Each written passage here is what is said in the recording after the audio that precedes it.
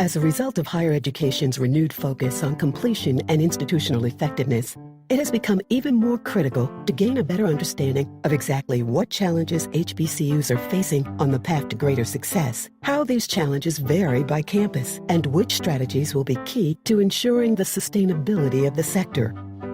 With generous support from the Andrew W. Mellon Foundation, the Southern Education Foundation engaged a group of HBCUs in a study of institutional effectiveness aimed at identifying issues of capacity and practice that contribute to success and understanding what and how initiatives could further support institutional effectiveness for those HBCUs.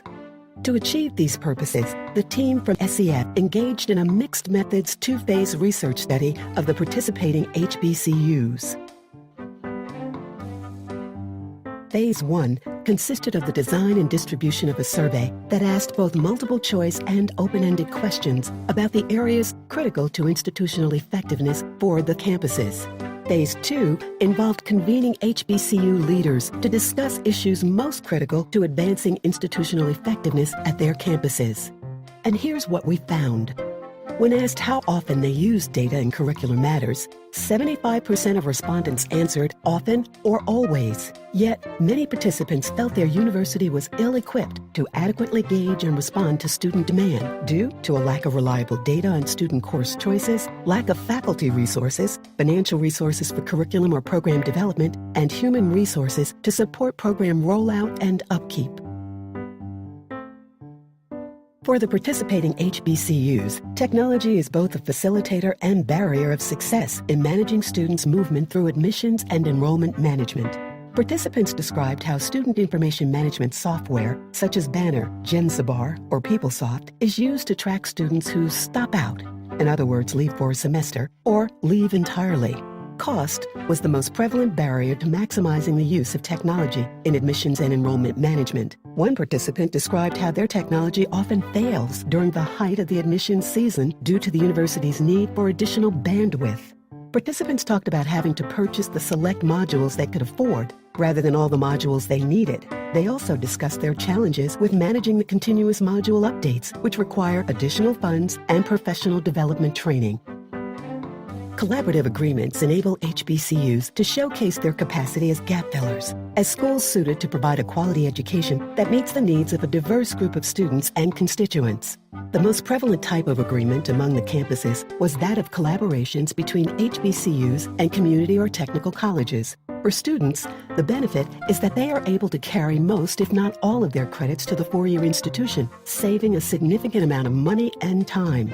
Meanwhile, the HBCUs are able to enroll more college-experienced students into some of their strongest degree programs and reap the financial benefits. A significant number of participants also described the use of dual degree programs. Others highlighted the successes experienced in collaborative arrangements with medical, engineering, and other STEM-related pipeline programs. As many participants explained, their institutions developed collaborative arrangements to equitably share students and staff. However, they reported often receiving fewer students than they were sending, receiving staff at lower levels of authority than they were sending, and experiencing an overall lower benefit from the relationship.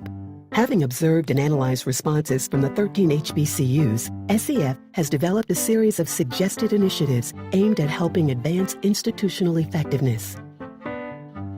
Initiative 1. Support to increase faculty capacity at HBCUs.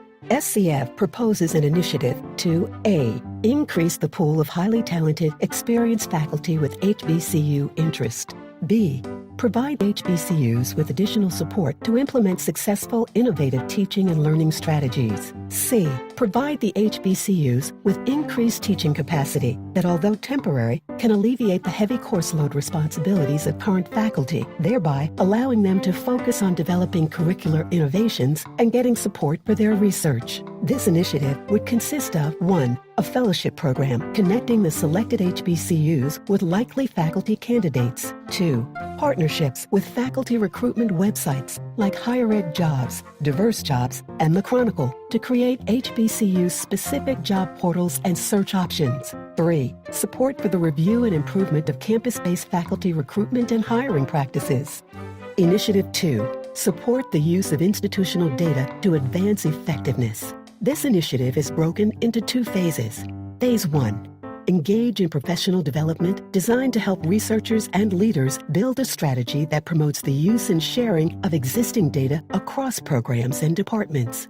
Phase 1 would consist of key campus data experts, like the institutional researchers, developing a strategy for sharing and using data across campus that is aligned with existing accountability systems and embedded in the school's greater strategy. Phase 2. Support the use of more advanced student data information systems by piloting new technology and providing ongoing training. Phase 2 would consist of selecting schools making promising strides in advancing the use of available data on their campus in Phase 1, then expanding their data system capabilities. Thus, Phase 2 would involve purchasing more advanced software or upgrading current data systems to their full capabilities at a few pilot sites.